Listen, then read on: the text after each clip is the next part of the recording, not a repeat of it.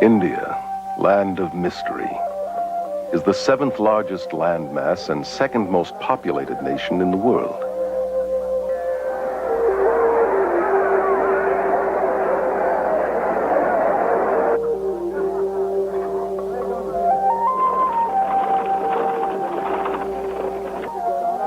It is rich in resources and manpower, yet its people are among the poorest and most suffering on earth.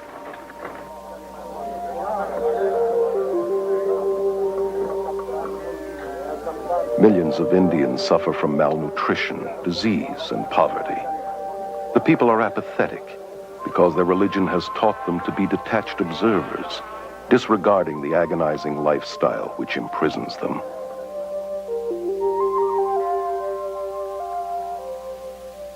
V.S. Naipaul, himself an Indian, describes India as a wounded civilization paralyzed by her religious beliefs. This complex and contradictory religion, known as Hinduism, promotes the worship of enlightened godmen called gurus.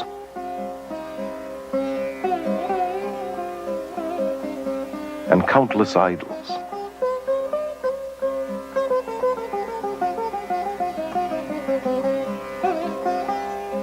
It deifies both nature and femaleness, and believes Mother Goddess to be the original deity.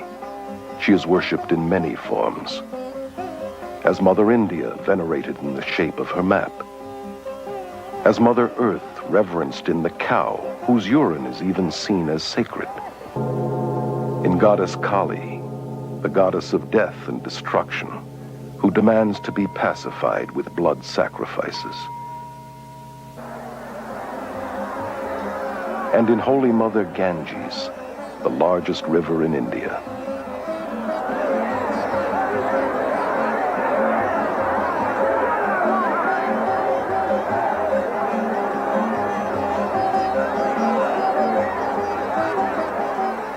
This river is worshipped by millions who flock to her banks to perform daily toiletries and annually dump hundreds of thousands of dead bodies to assure them of a better reincarnation. Its pollution does not dampen the spiritual fervor of the people who believe its waters to be essential for all religious ceremonies and imbued with magical and healing powers. Incredibly, the West is today looking to Hinduism's superstitions for hope. The religion that has all but destroyed India has now infiltrated every area of Western society. Protesting that it is not religious but scientific, it is transforming our minds, science, medicine, mass media, politics, and the church. Hinduism is most seductive when it wears the mask of Christian terminology, and has shockingly managed to disguise itself as the latest Christian thought. Hundreds of thousands of Western pilgrims have journeyed to India seeking enlightenment, and have disappeared by the hundreds.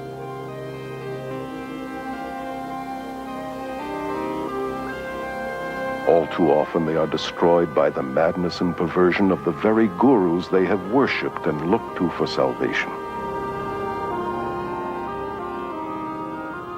Today, hundreds of these professing godmen are invading the West.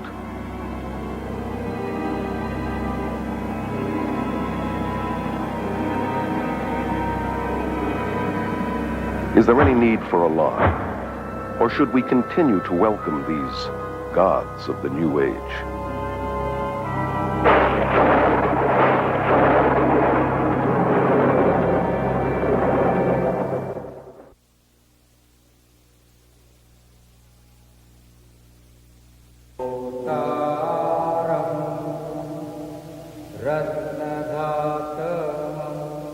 Here in Delhi, India, Guru Darshan Singh, only one of hundreds of gurus, has personally converted or initiated some 15,000 followers. He explains that it is the job of the guru to groom his disciples into the shortest path to salvation. Salvation is the same, but we have various paths leading to it. You know, some of the paths are long paths, other paths are the short paths. Why is a master then necessary? Master is necessary, you know, to groom you into the shortest path. Descended from a long line of Hindu spiritual masters, Rabindranath Maharaj is a former guru and accomplished yogi who is worshipped by thousands. The Hindu needed to be near his guru. The Hindu needed to consult his guru. He eventually saw his guru as the only means to salvation. It is absolutely extraordinary also to look at disciples of some of these gurus that I saw in India, for example. These adoring, huge, open eyes that just will accept anything from him and that just love him beyond anything. I loved Maharishi. I worshipped him. Therefore, everything he said or did or thought was perfectly right in my eyes. I just met Bhagwan and there it was. It's nobody else than him. Bhagwan is my master and I love him. I'm in love with him. That's the only thing I can say. Guru Bhagwan Rajneesh, given refuge by the American government after fleeing his native India, has purchased a 100-square-mile ranch in central Oregon, to which his red-clad disciples flock from all over the world.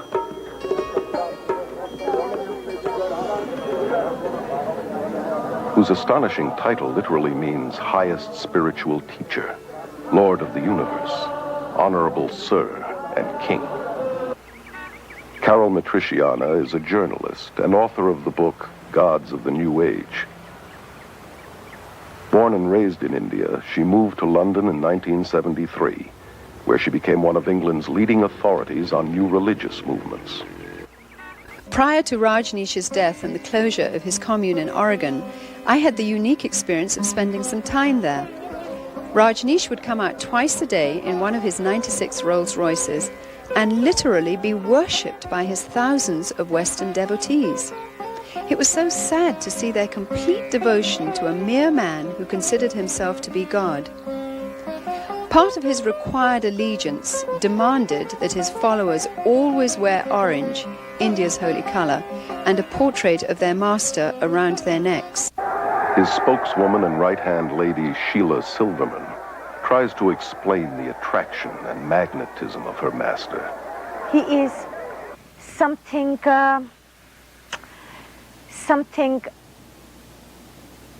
that is so... I have no words.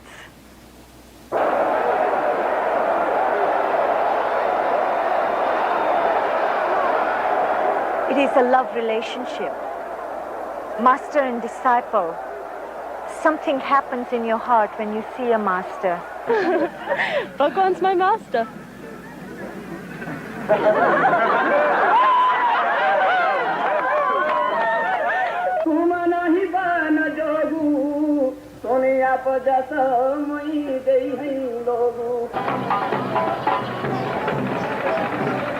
Here at the Kumbh Mela Festival, or Aquarian Fair, in Allahabad, India, 20 million Hindus gather to witness an endless procession of hundreds of these self-proclaimed God-men.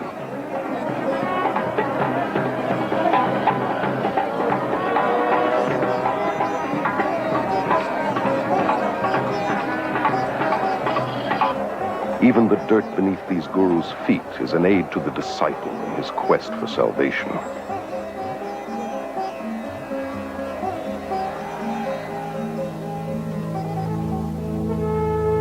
This footage was covertly photographed and smuggled out of India.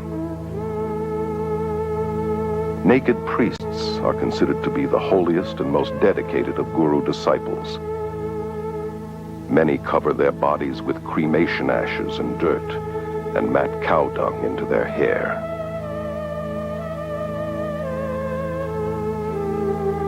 Some are armed and are dependent upon extremely potent drug concoctions. They have surrendered everything, families, possessions, and even their minds, becoming literally insane out of devotion to their guru. Well, Guru is our best friend, philosopher, and guide, and he shows the way to God. So, we in our India acknowledge him as a divine power just equivalent to God. If anyone could be near the beloved Master and witness the love, the compassion, the humility, the grace, the generosity, no one in his right mind would not know that this is a walking, talking, living God on earth. In all scriptures you will find that the Master is the God-incarnated power working on earth. You people that interviewed this gentleman today, I don't think you knew who you interviewed, but you interviewed God. For the Hindu, the Guru is all important. The Guru is his Lord, his Master, his Savior, even greater than God.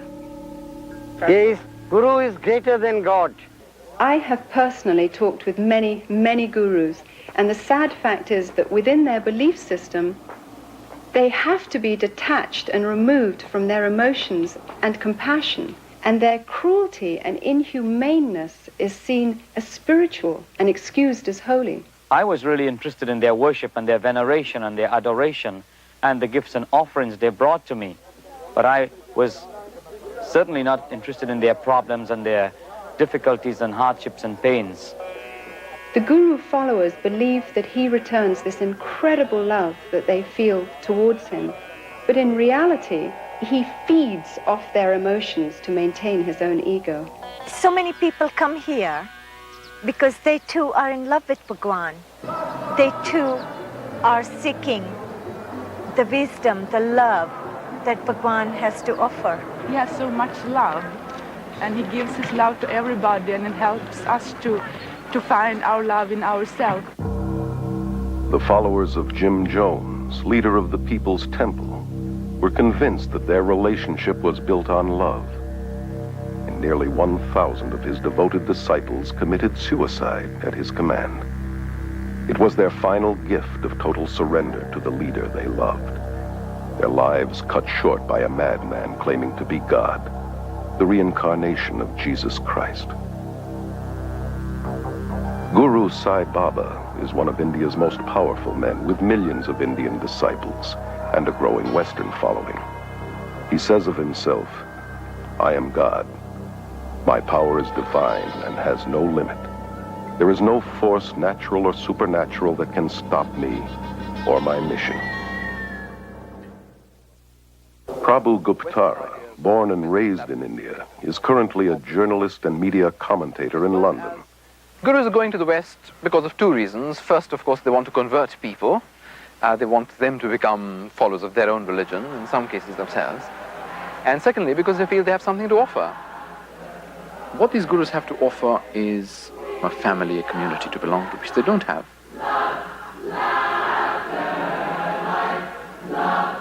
Thousands of seekers, most of them from broken or unstable families, and already emotionally wounded, are becoming victims of the gurus. Dr. Os Guinness, an Oxford scholar and noted world lecturer, is author of the bestseller, Dust of Death. One of the deepest longings in the modern world is for a sense of meaning and belonging, sense in their lives and sort of stability in their worlds. And people, having not found that in the West, are hungry for it. And reacting against the West, they're backing into the arms of the East without looking at it straight. Ed Senesi is a former member of the International Society of Krishna Consciousness, known as the Hare Krishna movement. For 3 years, he was editor-in-chief of their magazine, Back to Godhead. The attitude toward the family in the Hare Krishna movement is very unfortunate. The family is seen more or less as a necessary evil. Eckhart Floater, a successful German journalist, became a devoted disciple of Rajneesh in 1979 and spent several months with him in India.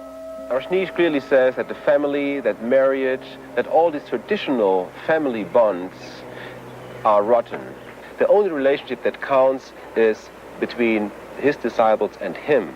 Kathy, devoted disciple of Maharishi Mahesh Yogi for 15 years, was a teacher and governor of Transcendental Meditation, known as TM. I thought Tim was strengthening my family, but it was really weakening it because I was turning all my attention in on myself. If you have an allegiance to your wife or your children, to the extent that you have that dedication to those people, you are less dedicated to the organization. I either had to become a member so I could go with him, or he was going to divorce me because he was not supposed to have any outside attachments. He said it wasn't that he didn't love me anymore, and in fact he still loved me very much. It's just that I was only human and Bhagwan was superhuman, and therefore he was more deserving of my husband's love than I was. How many of these people loved their neighbor, their family, in this totally giving way? Alexandra Schmidt is one of France's leading experts on new religious movements. How many have been so blind to all the negative aspects of a person they loved as to that of the guru? Ellen is a spokeswoman for the Brahma Kumaris Raja Yoga Organization, which is completely administered by women who control 800 centers in 40 countries. Our organization has the practice amongst all the participants of celibacy, whether in individuals or married couples. I found myself being attracted to my wife, but I couldn't, because as soon as I felt attracted to her emotionally, physically, then it was difficult for me to maintain my celibacy. So the way I resolved that was to turn her into an object of dislike or hate. We have living proof of thousands of couples who are living in this way and are finding much greater harmony and pure love as opposed to limited physical love. Over 90% of the marriages in the Krishna movement end in divorce. Rather than using our energy in raising a family and being involved in many physical relationships, we're focusing that energy on spirituality. You see, what's so diabolical about all this is that it masquerades as spirituality. In some schools of thought, to be spiritual, celibacy is encouraged, and yet in others, sexual perversion is practiced, not only among the gurus themselves, but by their disciples, including young children. Contradictions are also seen in the attitude towards women, who, on the spiritual level, are the focus of worship. Their femaleness is seen as the creative power of God. For instance, to be initiated by a female yogini is considered much holier than initiation by a male. And yet, on a day-to-day level, women are considered lower than men and treated as less than human. In the religious communities in India, which are known as ashrams, there is absolutely no place for children. And here in the West, the gurus generally don't want the burden and responsibility of children because it distracts the parents from devotion to him and his cause. They have a school system whereby they force the children at age 5 to live in the ashram. A lot of the kids did think it was like a prison.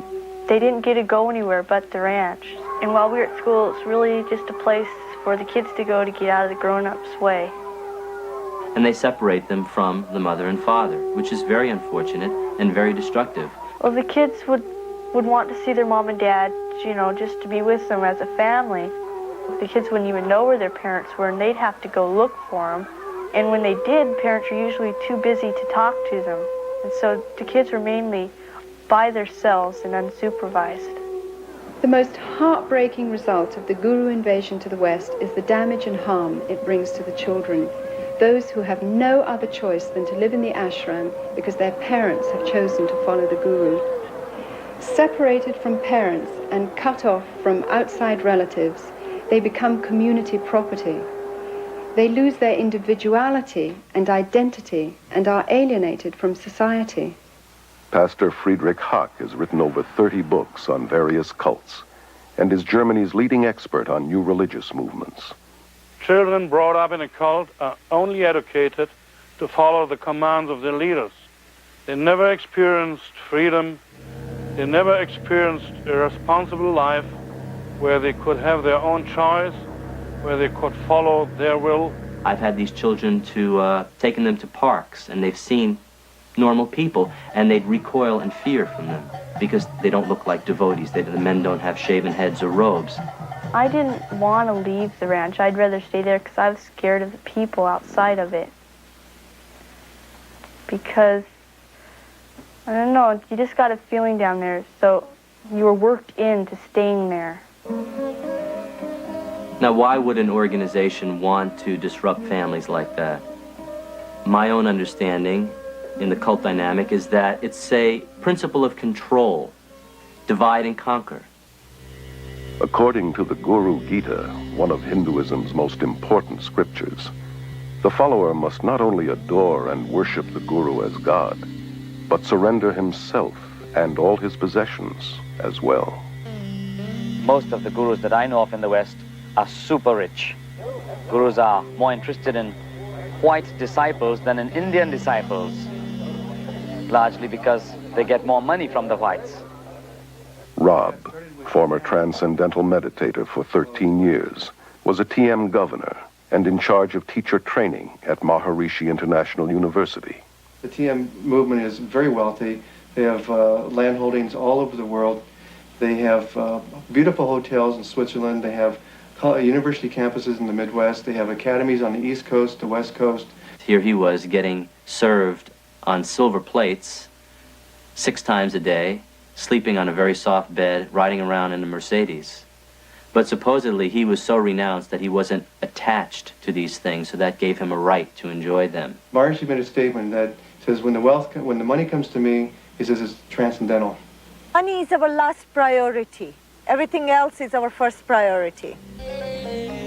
Hundreds of gurus have grown incredibly rich in the West through tax-exempt donations, and the manufacture and distribution of every kind of memorabilia honoring these self-proclaimed God-men.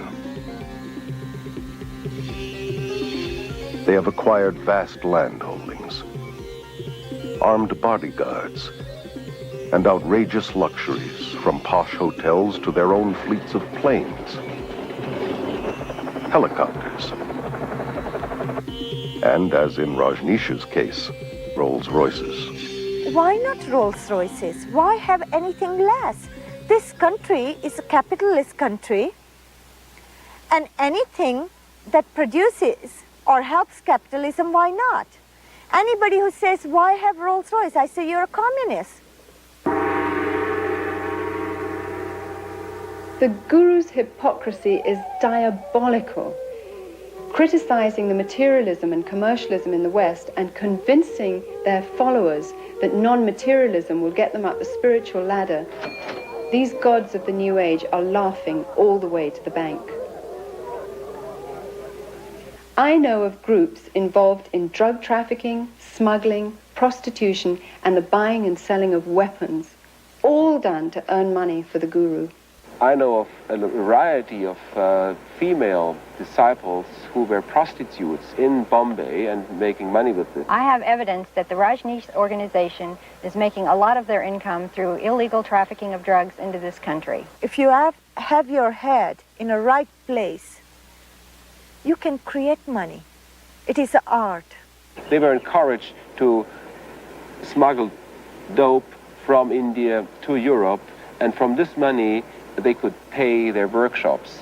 If they have to tell you they're with the Christian Children's Fund, or they're with the Salvation Army, or they're using the money to find men missing in action in Vietnam, whatever they have to do to get the money, they'll do that because they believe what their guru told them, that the end justifies the means. Hinduism teaches you to die to the voice of conscience inside that says, it's wrong. It teaches that there is no sin. This can be seen in the way that gurus and their disciples justify murder, violence, robbery, bribery, and crooked business transactions, all done in the name of heavenly deception. People were encouraged not only to spy on each other when they were not properly surrendering to the master. People were encouraged to lie to each other. The mail is censored. We know of bribery with local politicians. People undergo, as I did, a change in their value system and become confused about what is right and what is wrong. Another danger that you can see in a lot of the Eastern thinking is the sort of syncretism and the failure to make distinctions so that you transcend not just right and wrong, but this and that. And I think it's very important to say there are distinctions, not just between right and wrong, but in all sorts of things, to think critically, to think clearly. The whole philosophy of Hinduism is very relative. There are no absolute moral standards upon which to act. Your feeling of right or wrong would change according to your level of consciousness. you can become so completely under the power of this particular person that you refuse to think, or if you like, you're unable to think, you can lose the power to take decisions of any sort, no matter how trifling, in any area of your life.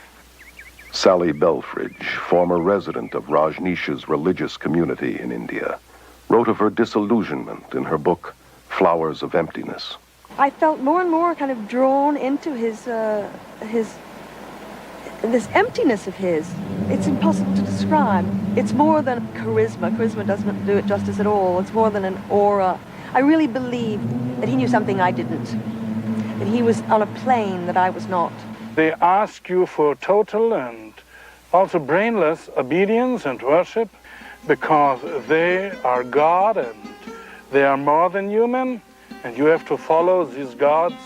You are not asked to deal with your brain and to ask questions.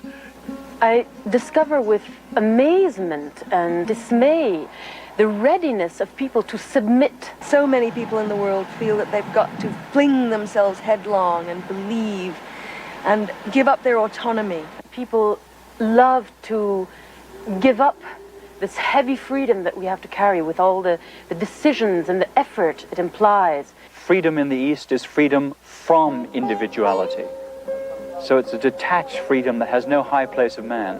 And a lot of the Eastern way of thinking is like a sort of mist that folds in, or it's been described as an embrace that smothers any differences. I found that I lost my identity somehow. He had no identity. He was a sort of conduit to the infinite.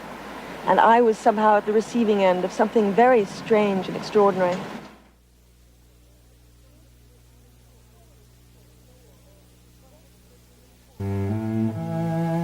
One just was taught to ignore all of the dreadful, the intolerable poverty and suffering of India.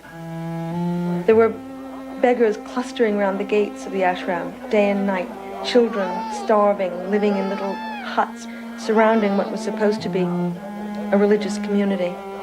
The contradiction was disgusting to me, but most of the sannyasins failed to notice it. It appeared not to bother them in the least. It is part of the world of illusion, and the goal is to withdraw and detach yourself from it. So there's no high view of, say, social action or compassion or an outraged concern to see justice in this world. On the contrary, if you do things like that, very often you're just tinkering with a person's karma. They believe that when a person suffers, that is what he's due as a result of the law of karma, because you've done something very sinful in this lifetime or in a past lifetime. So there's very little compassion. I was a member of the Social Service League at the college, and we were trying to do what we could to help people in the villages.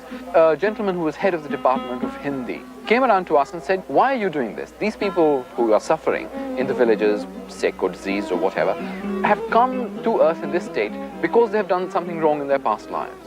Now, no matter what you do to them, if you cut short their suffering in this life, what will happen is they will simply come back in their next life in the same state or a worse state. So you're really wasting your time."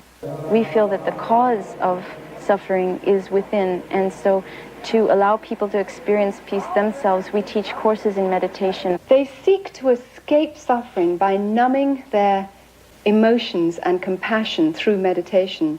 Maharishi, TM's guru, once said that a hungry person can become a happy hungry person through practicing meditation. Although the Hindu tries to convince himself that suffering is only in his mind, an illusion as he calls it, Maya, at the same time, he believes that he has to suffer again and again by forever being forced to return to this world through reincarnation. There is no escape from this endless wheel of samsara, life and death, because in Hinduism, unlike Christianity, there is no forgiveness, because there is no sin. Therefore, sadly, also, there is no hope. All the gurus that I know of in the Western world teach reincarnation, a doctrine very central to Hinduism. Reincarnation is all about dying and coming back to this world in one form or the other. Hare Krishna people believe in transmigration of the soul, as they prefer to call it, traveling from body to body to body. These physical bodies don't last forever, even though the soul does. So in the same way that a driver needs to change cars, in the same way we need to change from one body to another. Gandhi called reincarnation a burden too great to bear. Yet it is being eagerly embraced in the West in diluted form, as part of a patent blend of Hinduism and Zen Buddhism, camouflaged with psychological terminology.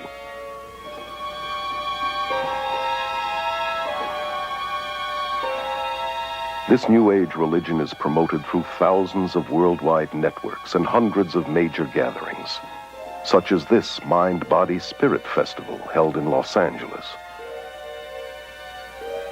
It is a westernized version of India's Kumbh Mela and promotes many of the same gurus and practices, from astrology and palmistry to psychic readings, healings,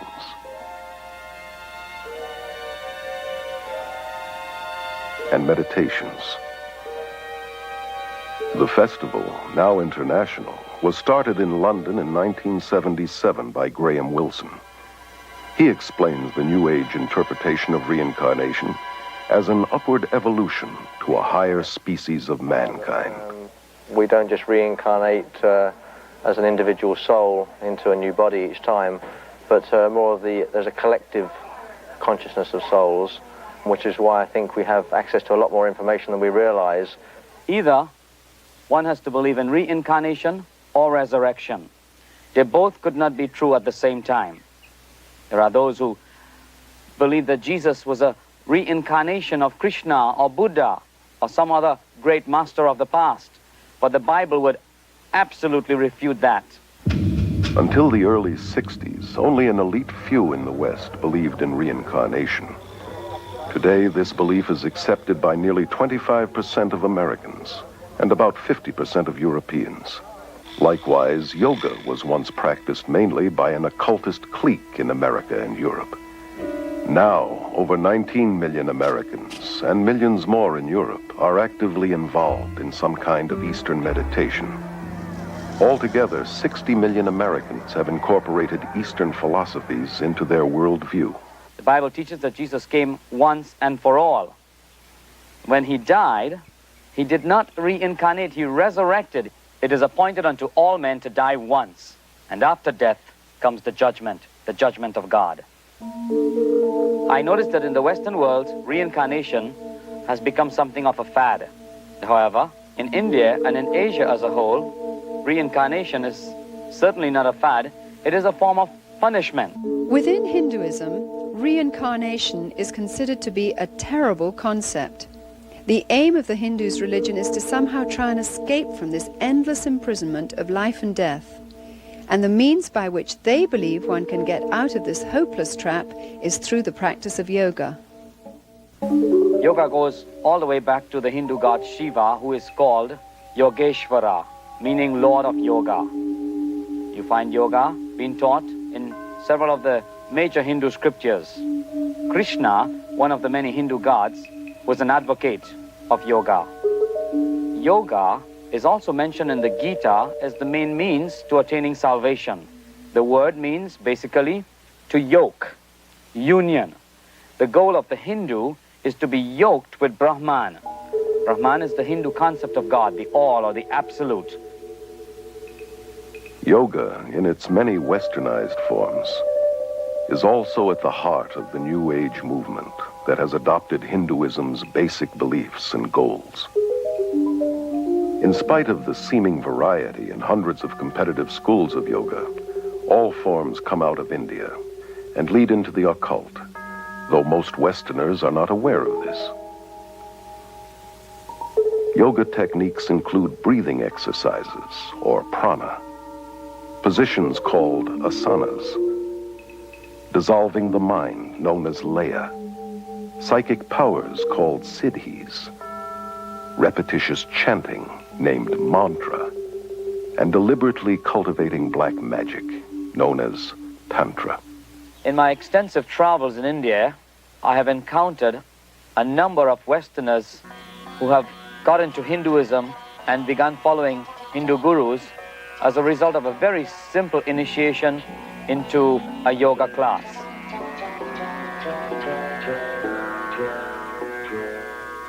Yoga is in many ways the heart of Hinduism. There is no Hinduism without yoga, and there is no yoga without Hinduism. Although there are many types of yoga, the one most familiar in the West often passes for physical exercise and is called Hatha Yoga. It promises mental and physical health, but its Hindu roots and real goal to yoke with Brahman are seldom taught. Ellen believes that Raja Yoga, or yoga of the mind, is the highest form of Hinduism.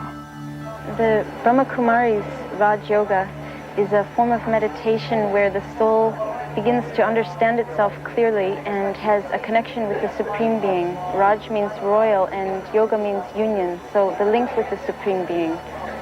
And through this yoga, I become the ruler over my own self, over my mind and my life. Johanna Michelson, former yoga teacher and assistant to a psychic surgeon, tells of her experiences in the occult in her autobiography, The Beautiful Side of Evil. Another word for mantra is charm, or to cast a spell, if you will. And in mantra yoga, a word or a phrase or the name of a demon god is repeated over and over and over again to bring the individual to a vibration level that will attract that which is being chanted for, to bring about the desired effect. It's exactly what the white witches and magicians, so-called, use in the casting of their spells. We were always told, no, it's just a meaningless sound. Had nothing to do with Hindu gods. But every time a person would sit down, they'd be invoking a Hindu god by thinking that mantra over and over again, be stronger in their life. The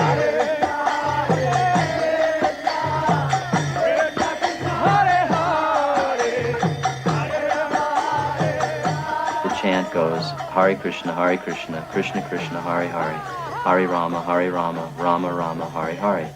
108 mantras is one round, and they chant that 16 times a day. That takes 2 hours to do every day. That's the minimum requirement the guru exacts from that. It's sometimes referred to as a hypnotizing or brainwash technique, because whenever you're having a problem or running into some confrontation, you retreat to the security of the chanting instead of thinking a problem through. George Harrison of the Beatles made mantra yoga acceptable to the world through his song My Sweet Lord, where he incorporated the chant to a Hindu god, Hare Krishna, simultaneously with the biblical shout of praise, Hallelujah.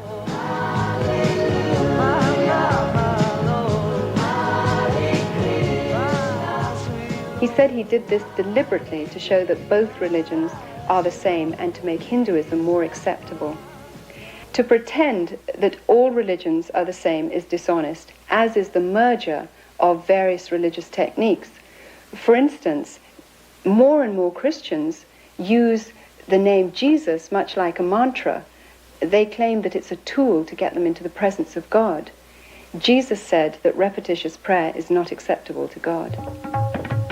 Maharishi Mahesh Yogi, originator of TM, claims to have put Eastern meditation on the mystical map.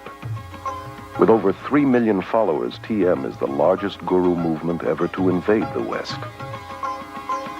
The Beatles' much publicized visit to Maharishi's community in India in the 60s convinced their millions of fans that TM, the so-called scientific yoga, was an even more powerful way to bliss consciousness than drugs.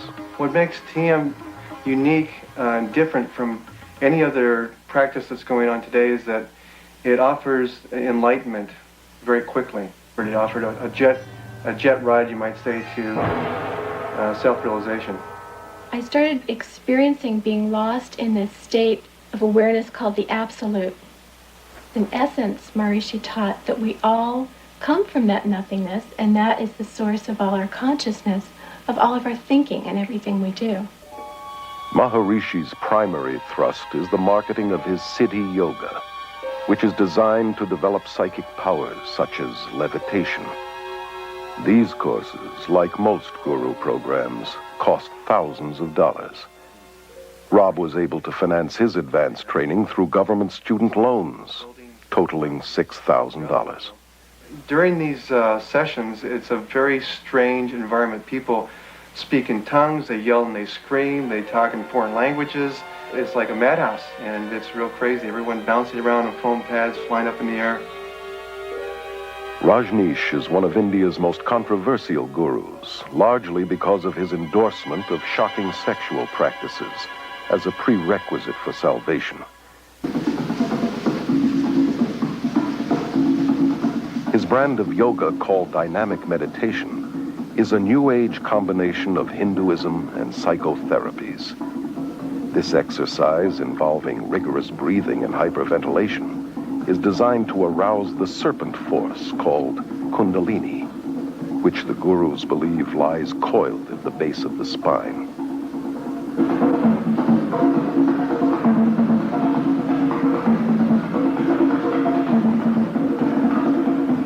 I did dynamic meditation every day. We also called it Kundalini meditation. It starts off with a cathartic breathing, and the reason for it is just to move your energy and to get you out of your head and into your body, and you just breathe.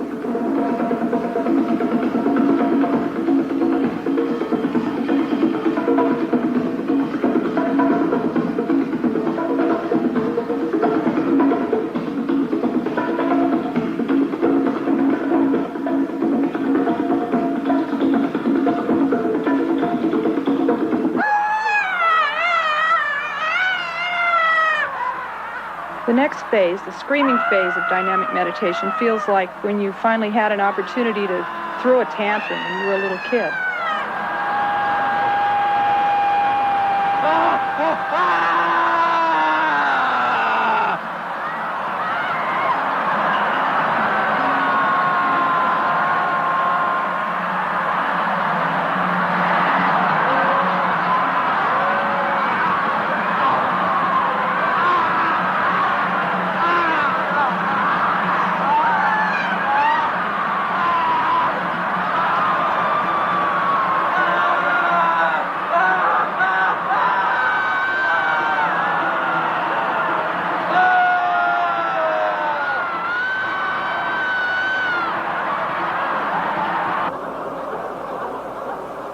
By the time you get to the third phase of jumping up and down and yelling "who," you're hardly there at all. And so it's pretty hard to remember what happens when you're there. I guess the closest thing I can associate it with is mindlessness. You get to a place where your mind actually leaves your body. Your body's just jumping up and down, and your voice from your gut is yelling "who," and you're not doing it anymore. You become one with this whole energy.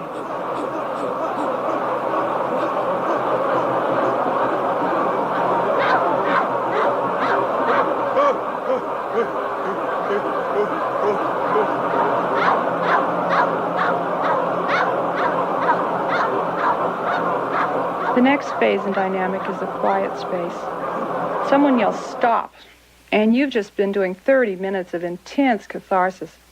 And what happens after being in such incredibly intense movement for so long is just a feeling of peacefulness and stillness. My mind actually stops, and I feel a oneness with the whole universe. There have been glowing reports published giving credit to the gurus and their pseudo-psychological techniques, but neglecting to mention the thousands of cases of emotional and mental breakdowns, insanity, suicide, beatings, murder, rapes going on in guru centers, various guru centers worldwide. It is alarming to realize these dangerous techniques for enlightenment are being incorporated in psychotherapies, self-help seminars, and are even being accepted in mainstream Protestant and Catholic churches and seminaries. One of the fastest growing yogas in the West today is Tantra. Seductively offered as an exotic means for enhancing one's sexual experiences. Like all yoga, it is designed to provoke possession by Hindu spirits in order to break the chain of reincarnation. In Tantra, advanced disciples indulge in the most degenerate behavior, from human sacrifices to sexual perversion and sorcery. Tantra yoga is the extreme expression of Hinduism. If you will, it's the black and so-called white magic in which the Shakti, the Kundalini force, is aroused, the psychic powers that accompany it are in full bloom, and the individual, depending on his personal preference, can channel this force either into the black magic, which includes rites of meditating upon severed heads, human heads in India, and eating bits of flesh and the unconsumed parts of the cremation rites and other practices, horrifying practices. Or they can take it into what they call the white magic part of it, in which they are using this power, this force, for healing, for the benefit of mankind, if you will. Yet Anton LaVey, the Pope of the First Church of Satan, has said it very explicitly. He said that to believe there's any such thing as white magic is mythology. There is no such thing as white magic. All of it has its source in occult psychic power, and it has nothing whatever to do with God. Toby is a yoga teacher at the Scandinavian Yoga and Meditation School in Aarhus, Denmark, which promotes Tantra Yoga. Tantra means to free the mind through expanding the awareness. That means to be able to meet more and more of the reality in everyday life. Although yoga is sold to the West through various gimmicks and techniques, its basic occultism remains the same.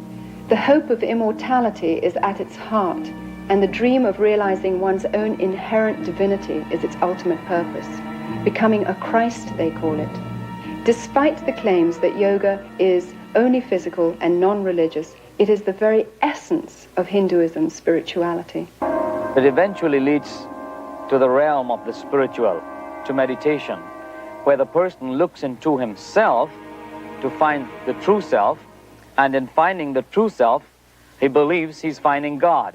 You know, the frightening thing to me now, as I look back, is I started having the experience that I was God. And as God, I could completely structure my life and my universe exactly the way I wanted it. Dave Hunt, noted author and lecturer, is one of America's leading experts on the New Age. His books include the bestseller Peace, Prosperity, and the Coming Holocaust. He explains that Hinduism is based upon the same ideas that the Bible says the serpent introduced to Eve in the Garden of Eden. The yogis teach the same lies that the serpent in Genesis 3 deceived Eve with, that death is merely the doorway to reincarnation, and that humans can become gods. This is either an unbelievable coincidence or an unmistakable identification of the mastermind behind Eastern mysticism. This mastermind is called Satan in the Bible and is also known as the serpent, the ultimate power of Hinduism, symbolized by the serpent, is glorified and worshipped in Hinduism. We see God as the form of light, and the name Shiva is used by our group, but meaning incorporeal being, radiating peace, radiating light, love to the whole world. In India, Shiva is known as the god of destruction. He haunts the cremation grounds and wears a necklace of human skulls and wears serpents in his hair. His power is worshipped. Hindu texts describe the power as the fiery serpent within, called Kundalini. Many people are talking about Kundalini, and really it does mean energy. That means whatever you call it, it is about energy. To take away blocks in your energy system so you are able to function in a more effective level. The serpent has been known as energy or the force and worshipped as the symbol of wisdom and immortality in every religion and culture. Only in the Judeo-Christian Bible is the serpent identified as deceiver, destroyer, arch-enemy of God and man. The old dread and fear of the serpent is being subtly removed from our culture. Even children in schools are being taught to accept the snake through yoga positions like the cobra. Michelle, could you show us how we do the cobra? That's it. Arch your back. That's good. Look forward. Good. You hold it for a second. The breathing exercises are designed to teach you to absorb the prana, the energy life force in the cosmos, to channel it into the chakras, the psychic channels, thus awakening the Shakti force, the Kundalini force, and bringing about those psychic powers which are such an integral and prevalent part in yoga. So very slowly, let's breathe in through our nose. Very slowly. Breathe in. Breathe out. There are many dangers in the breathing techniques. Even the writers and the proponents of these exercises are quick to warn that not only do these things trigger emotional and mental diseases, which have been known to place people even in insane asylums for the rest of their lives, but they also recognize that these exercises can open your soul and your mind and your entire being to a takeover by demonic forces. The followers of the gurus themselves have been forced to form an emergency spiritual network of 4,500 MDs and psychiatrists to treat those who are freaking out on Eastern mysticism. Many people don't realize this, but it's terribly dangerous to go into a meditative state in which the mind is simply left blank, and that ultimately is the purpose of the meditations in yoga. It's like opening the door to a room. Whatever comes through, you have no control over. Many argue that certain yoga techniques can be used as merely exercise, yet that is not yoga's intention. It can be compared to joining the military. While a soldier may get stronger and more vigorous, the purpose of the army is certainly not health care. The aim is to learn how to kill. And so it is with yoga.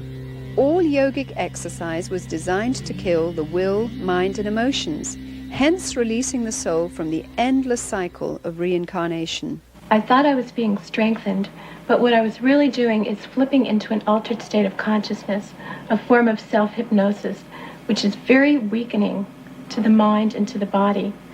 But this weakness made me afraid to give it up. The biggest danger I found in practicing transcendental meditation was the dependency on the technique itself.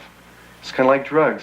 A drug addict doesn't want to give up his drugs, and because the experience is so pleasing, and he feels his life will crumble around him if he doesn't have it. I thought I'd have the experience of like leaving Shangri-La and all of a sudden turning old and weak and disintegrating. I was afraid that I would lose my clarity and my energy. But little did I know, when I did give it up, I gained all these things that I never had when I meditated.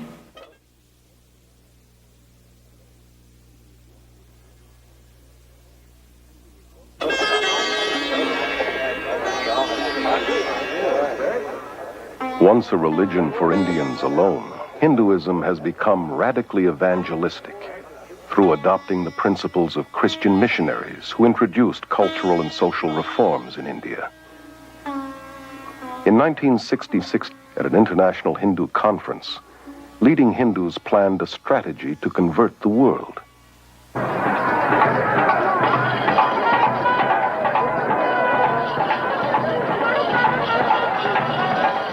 The gurus were chosen as the first crusaders, and their tens of millions of converts are now the first Western Hindus.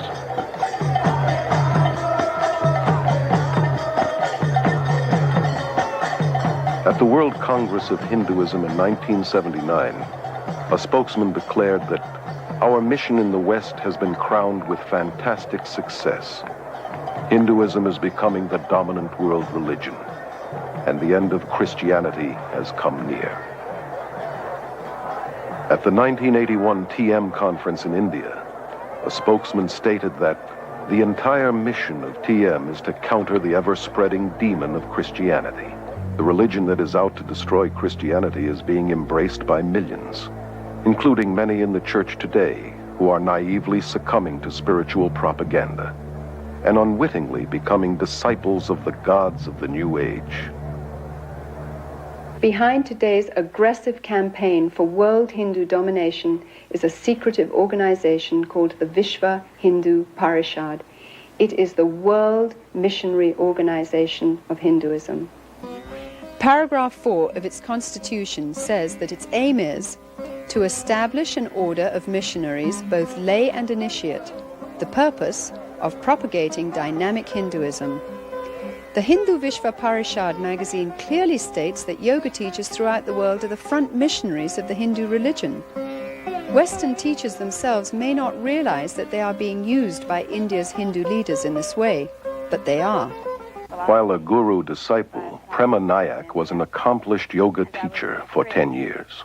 Yoga teachers are blind leading the blind. They themselves do not understand what they're into. They don't have any idea what they're teaching.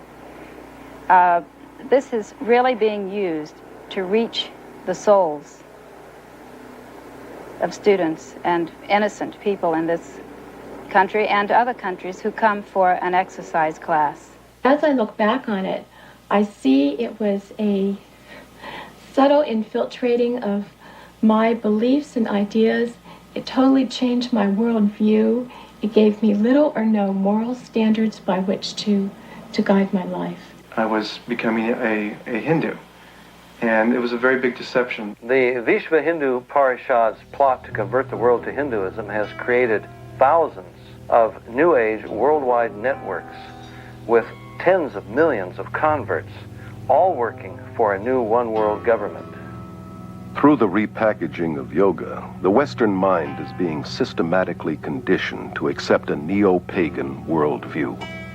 Combined with New Age thinking, it claims to offer more integrity, selflessness, goodwill, freedom, and says it is the very alternative to Christianity's narrow way.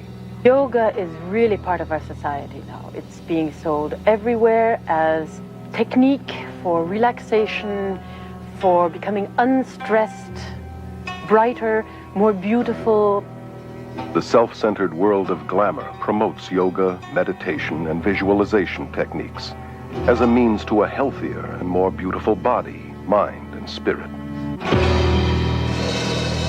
Spirituality is in, but with an anti-biblical meaning.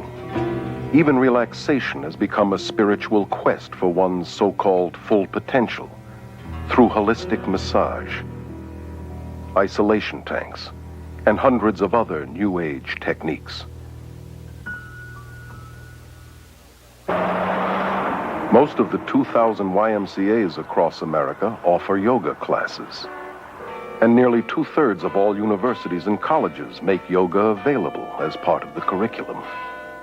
Many of the people practicing yoga that I have met say to me that they only practice it because of the physical benefits. Any Hindu would tell you, however, that there is no yoga that is purely physical. One of the first things I learned in my teacher's training class was that I must talk to the students about the philosophy behind yoga, that this was just as important as the exercises. I will count. Relaxation at the end of yoga class is really hypnosis, where each part of the body is relaxed. So while they were in this state, I read to them about the Hindu philosophy or something from one of my guru's books, so they got it whether they wanted it or not. Yoga exercises were not designed for physical fitness, but to realign the serpent force within the body, to achieve godhood, that yoking, which is what yoga means, with Brahman. Anyone interested in physical fitness ought to do exercises designed for that, not yoga. Many hospitals have set up their own yoga and meditation classes to provide stress reduction for patients, doctors, and nurses. Doctors and dentists who wouldn't think of promoting Christianity or Judaism on the grounds that it is religious are unwittingly involving their patients in Hindu practices. The last 2 years I've been working with some German doctors that was in research of breathing exercises.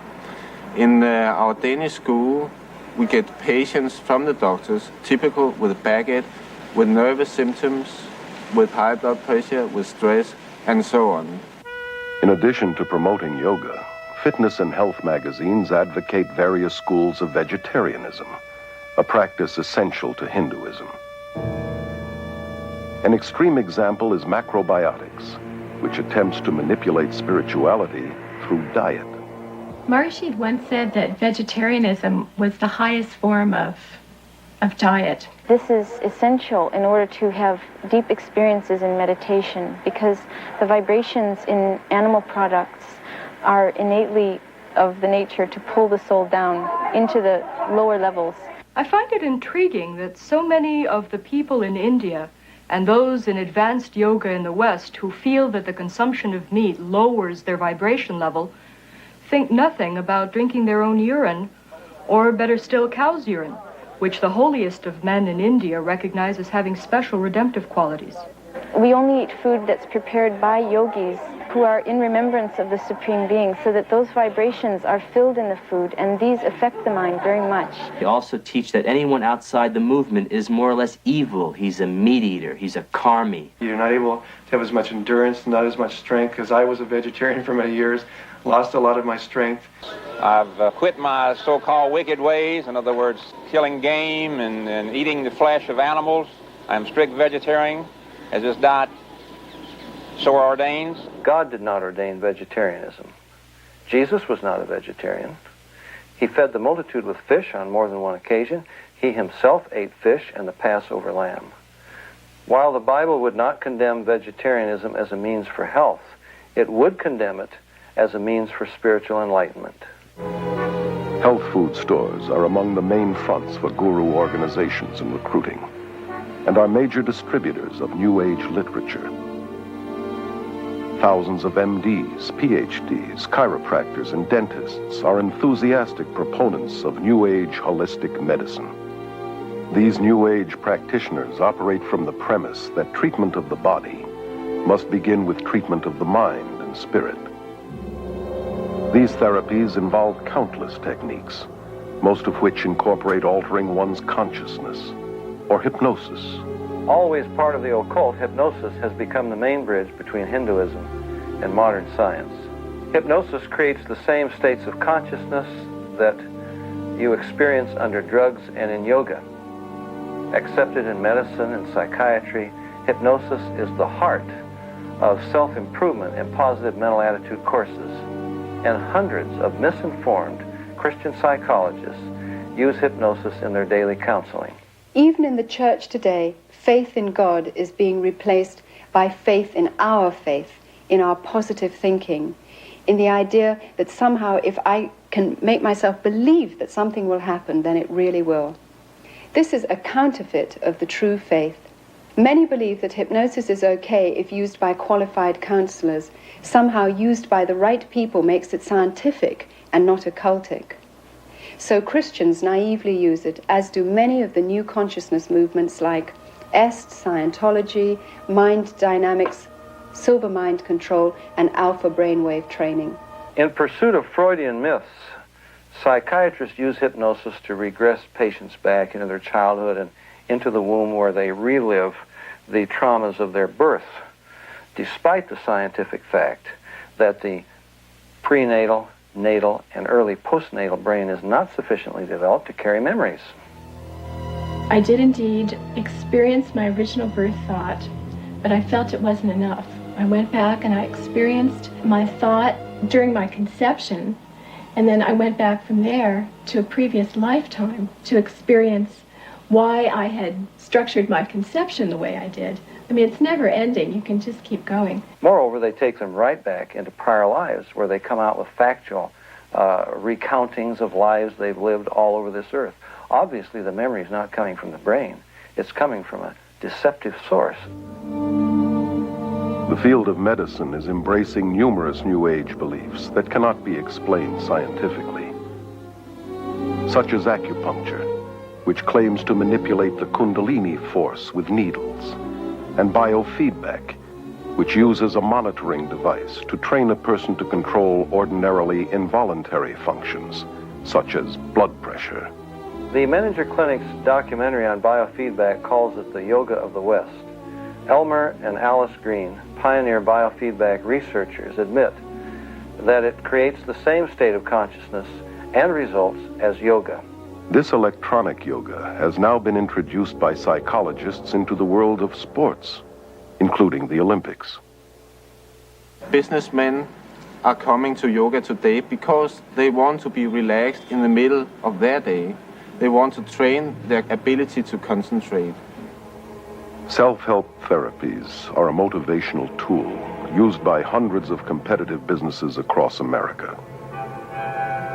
Weekend success and positive mental attitude seminars and mail-order subliminal persuasion cassettes promise to improve personal and business performance through a blend of humanistic psychology and Eastern mysticism.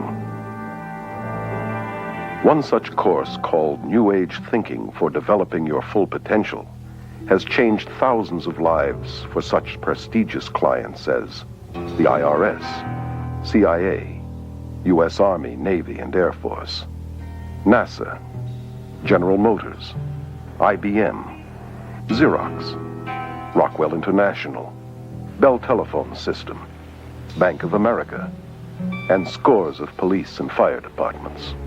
The human potential movement, with its emphasis upon self, self-esteem, self-love, self-acceptance, a positive self-image, is simply a westernized version of the yogi's self-realization, the guru's concept of the divine within, that we're all God.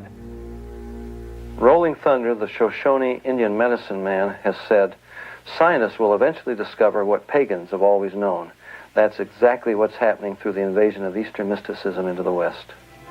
Many leading scientists have enthusiastically embraced Eastern mysticism in recent years. Hinduism, which claims to be the oldest religion, is being deceptively packaged as the new science. And a lot of the East is very seductively packaged. It's put over very carefully so that they don't stress the religious side, they'll put the scientific. They don't stress the spiritual side, they'll put the physical fitness or whatever. The yoga we teach has nothing to do with religion. It is scientific methods in the way that you do something and then you get results. Maharishi found out that in the United States that people would not buy the religion package.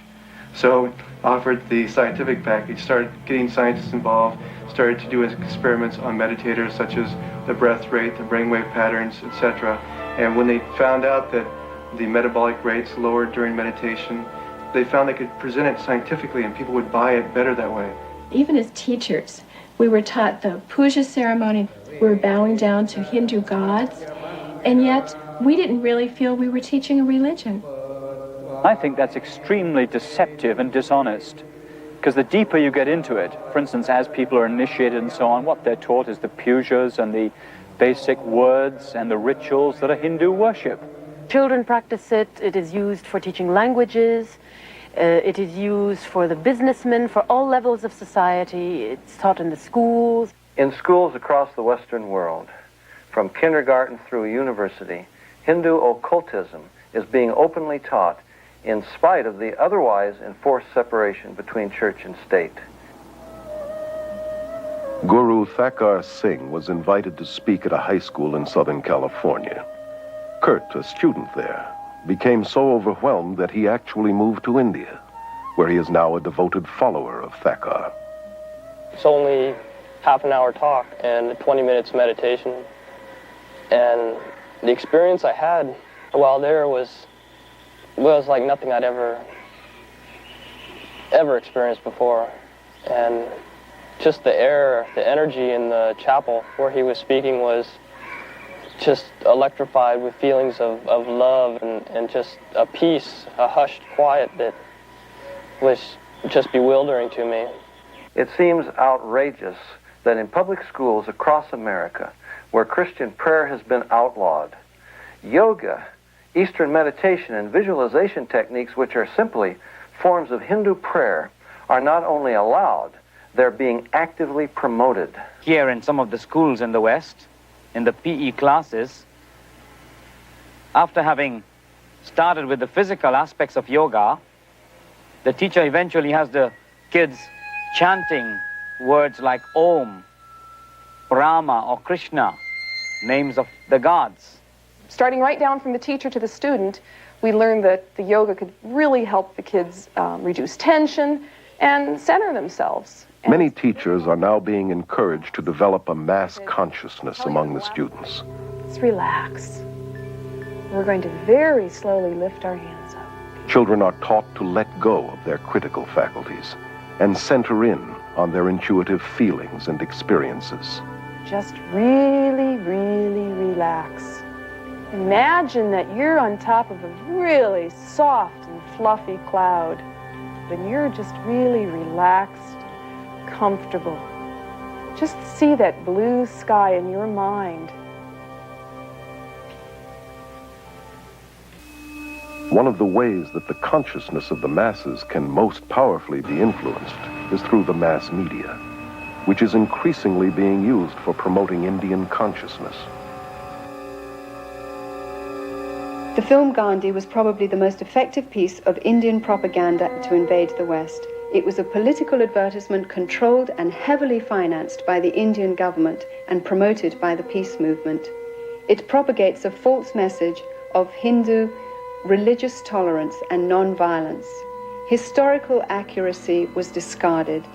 Gandhi was no different from most gurus today in that he was a sexual pervert and was certainly not the non-violent, peace-loving man as demonstrated in his racial killings of blacks in the Kafir Wars in South Africa. The most important message of the film was that Gandhi was one of the first gurus to link Christianity and Hinduism to form one package, a new religion. I consider him to be one of the fathers of the New Age movement. So many of the most popular films today, like Close Encounters, Poltergeist, E.T., Return of the Jedi, Star Wars, are all based upon Hinduism. For example, the Force has a dark and a light side. That's black magic and white magic. The doorway into the occult is an altered state of consciousness. This is the way that Obi-Wan initiates Luke into the Force.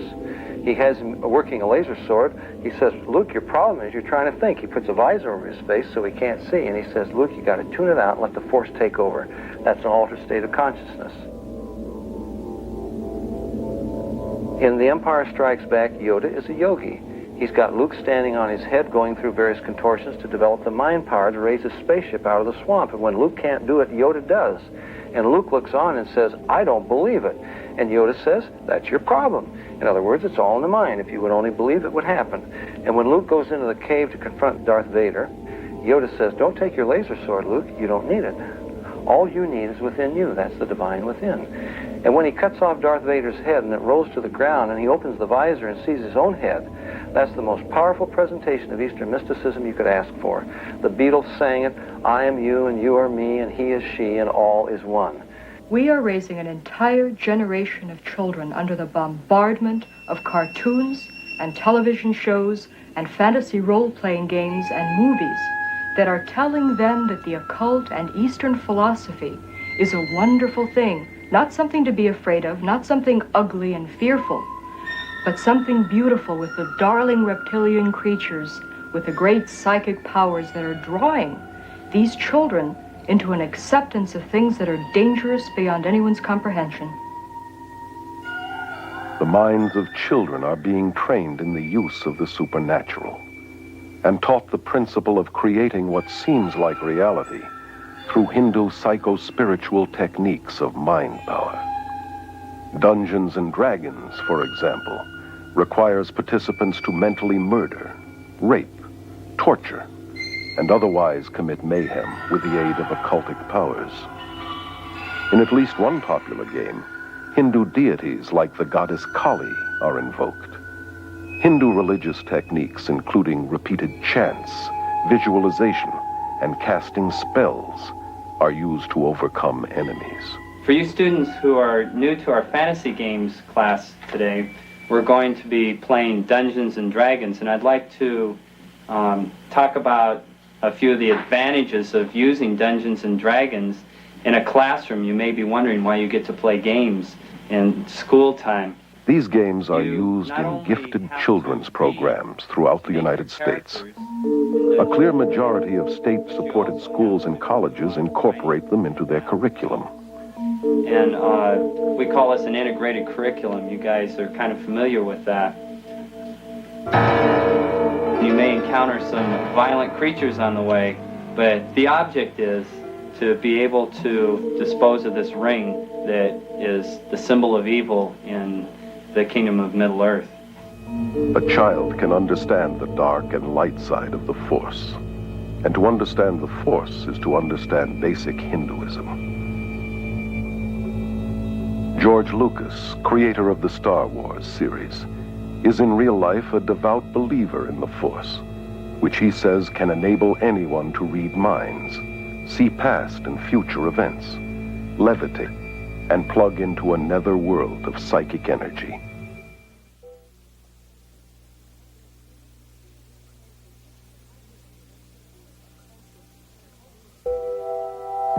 Eastern gurus, the cultists of every description, have taken the terms of the Bible and felt every liberty to redefine them according to their basic presuppositions.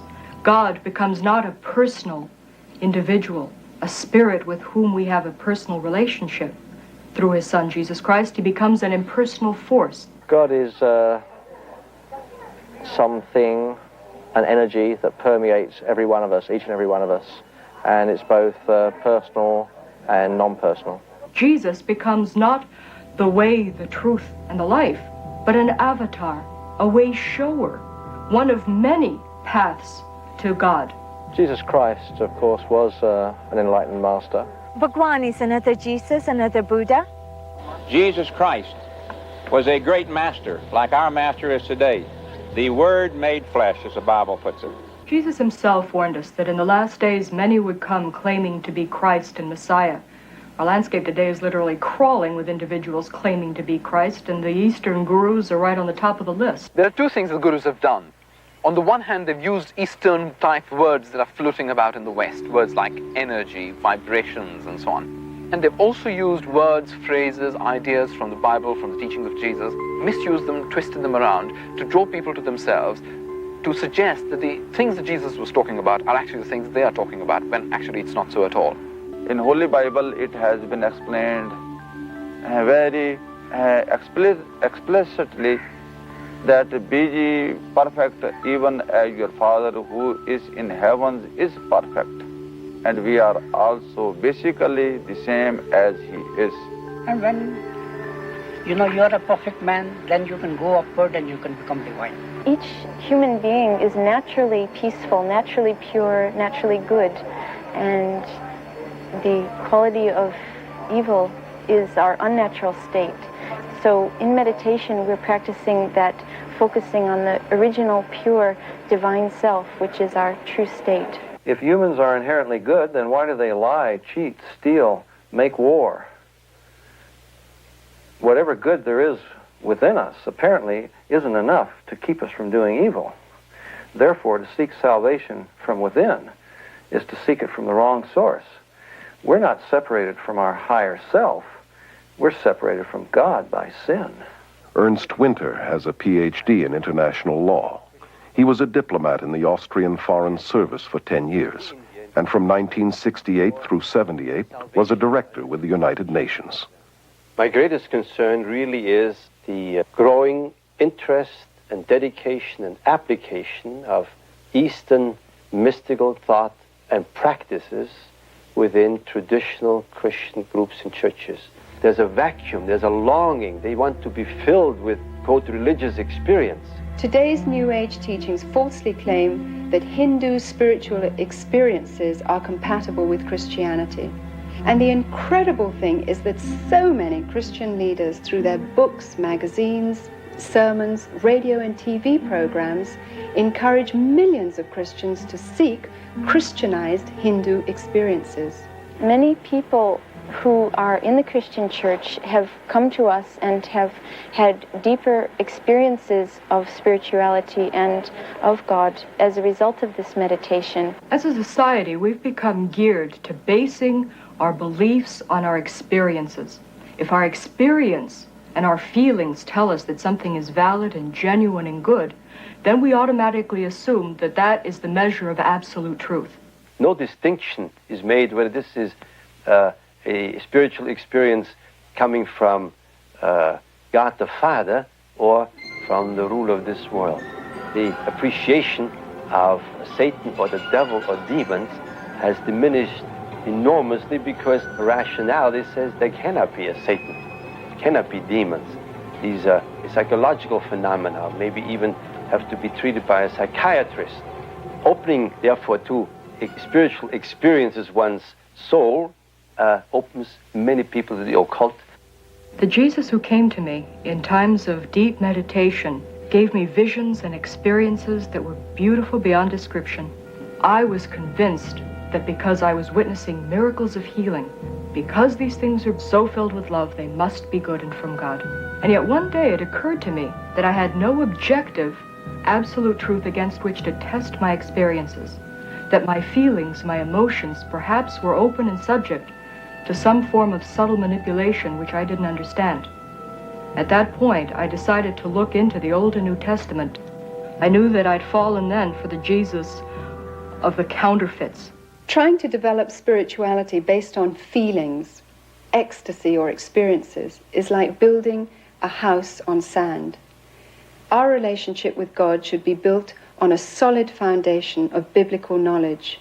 Now, I believe that we are challenged to test the Spirit, that we should read Scripture, that we should study the Bible, and that we should not value experiences higher than the Word of God. Biblical meditation is thinking deeply on the person and work of God and Christ, concentrating on and knowing His Word. Most Catholic monasteries and most Protestant Bible schools have introduced one system of meditation or another, and they are based upon the practices of yoga.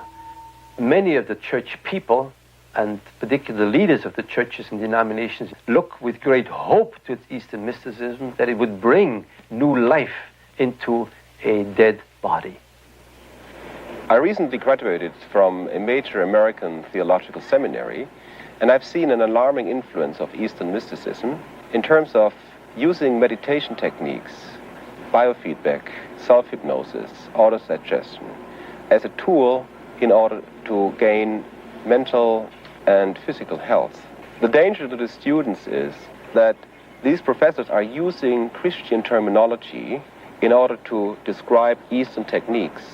One of the professors who is teaching Christian meditation told us to empty our minds because we should kind of image God in this meditation. The belief that we can create reality with our minds comes directly from the Hindu concept that everything is an illusion, or Maya. This is the new delusion in transpersonal psychology, and it's rampant even in the evangelical church today, where it's becoming increasingly popular to believe that we enhance worship by visualizing an image of God or of Jesus, that we create the answer to our prayers by visualizing what we're praying for. Creating a visual image of Jesus or God in our minds is no less idolatrous than if we made the same image out of wood or stone.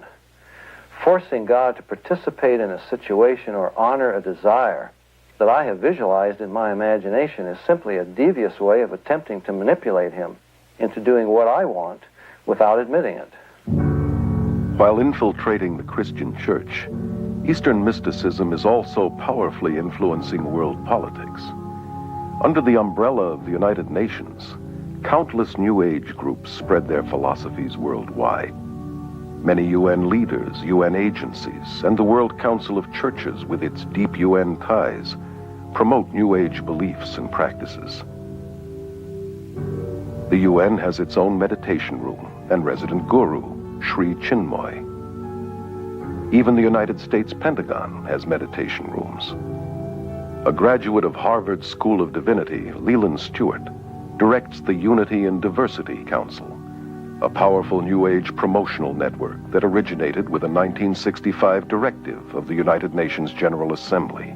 Unity and Diversity Council is a worldwide coordinating body of what we call it individuals, organizations, and networks looking toward a time in which there will be one single organized energy of networking throughout the planet. Under Stewart's leadership in 1982, this group linked arms with Graham Wilson's Mind, Body, Spirit festivals, forming a vast army dedicated to the merger of all religions into one, under a world leader.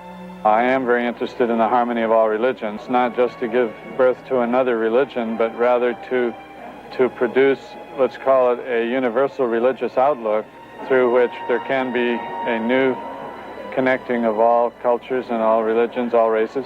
In this growing consciousness of sharing godliness and looking for a leader to lead everyone into this new heaven, the UN plays a very important role inasmuch as it is a support system. Any group that meets to discuss these matters would be very eager and very careful to have UN sponsorship. Our organization has been represented in the United Nations. We have an office there, and this has been going on for approximately 5 years.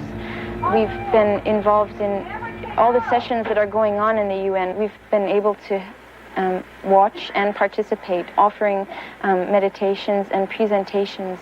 How is this possible?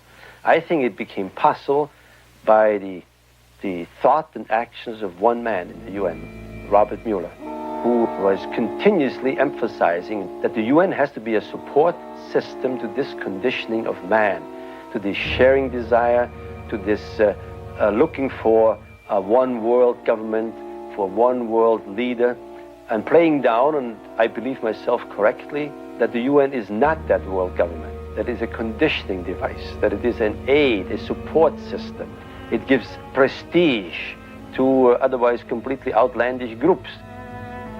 The Brahma Kumaris World Spiritual University in India is used by the UN and its members for conferences focusing on world peace and unity. Delegates from all over the world, VIPs, are attending to express their ideas and to experience peace in a very real way themselves. This experience will enable them also to draw up new laws for universal peace. This will be endorsed by heads of state and submitted as a practical form for the United Nations.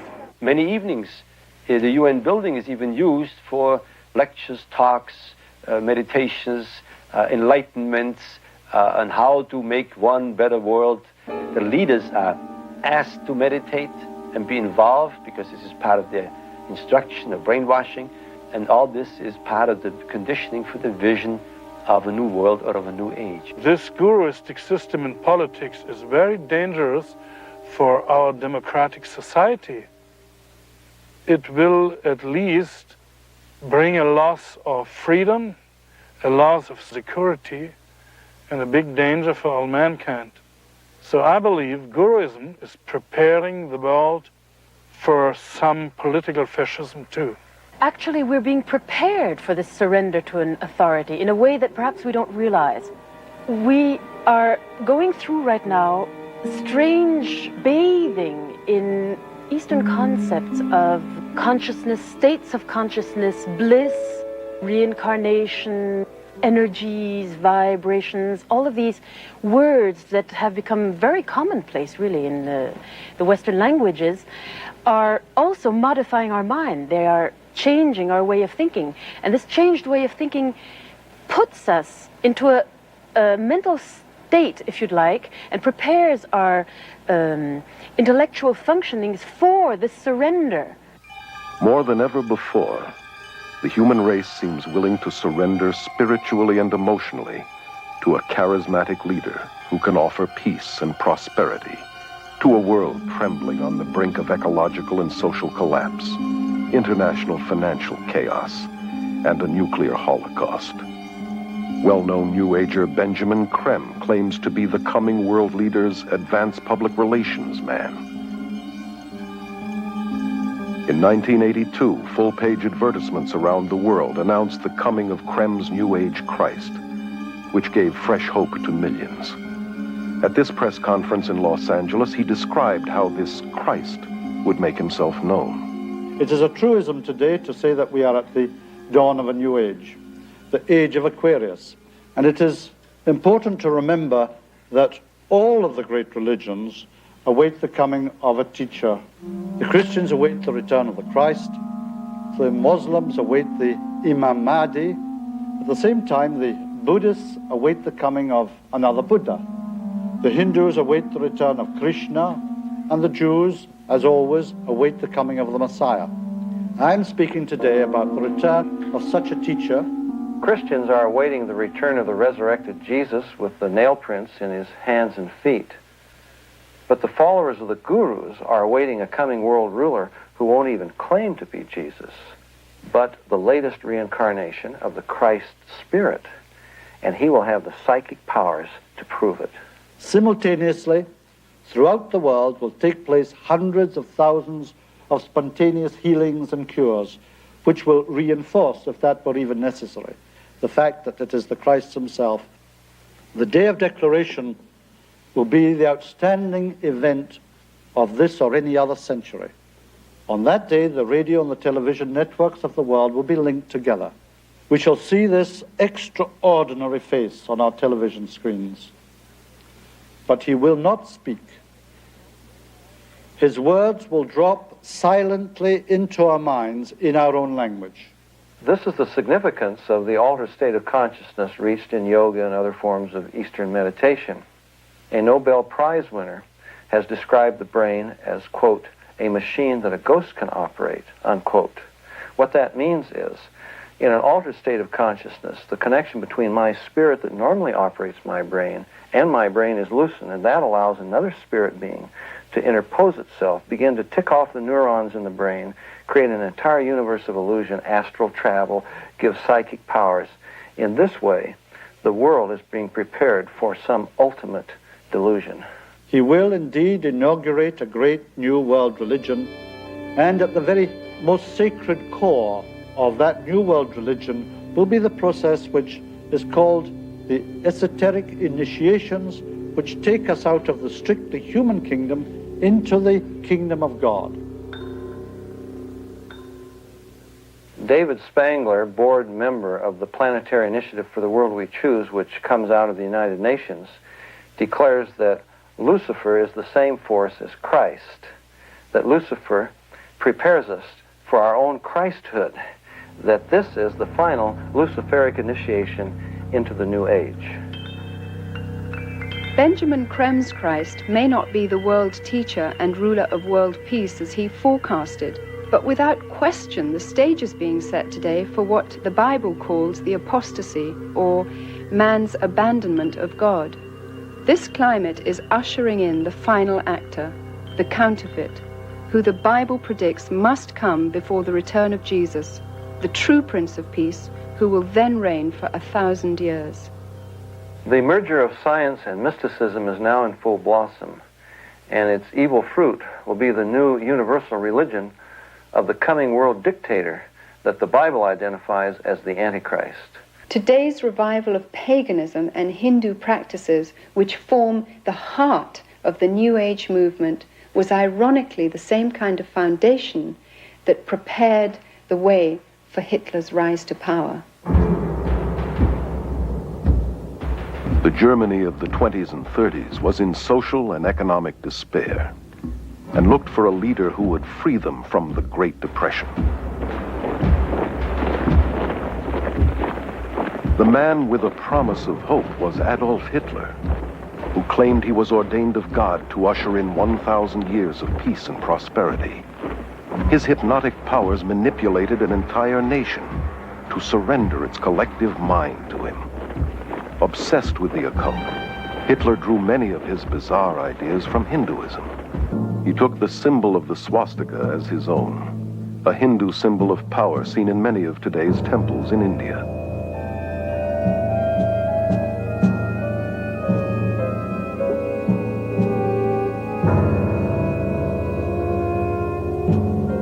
Millions of Germans who submitted to Hitler as though he were God died for him and his cause, much like the followers of Jim Jones.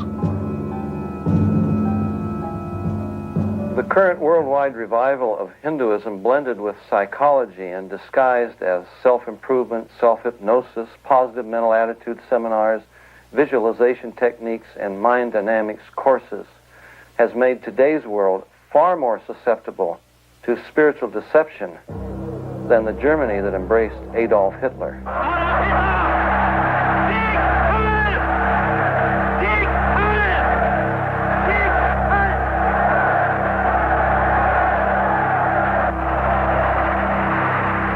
Today, a desperate world is looking for another spiritual leader. Has the human race learned nothing from its own mistakes?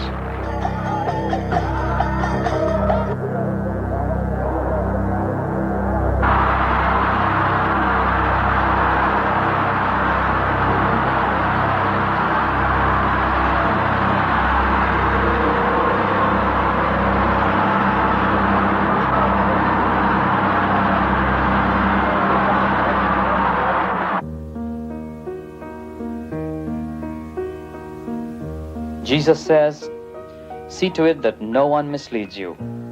For many will come in my name, saying, 'I am the Christ,' 'Behold, here is the Christ,' or 'There he is.' Do not believe them. For false Christs and false prophets will arise and will show great signs and wonders, so as to mislead, if possible, even the elect. Let no one deceive you. The apostasy comes first, then the man of lawlessness is revealed, the son of destruction, who takes his seat in the temple of God, proclaiming himself to be God." Jesus said, "I am the way and the truth and the life. No one comes to the Father except through me."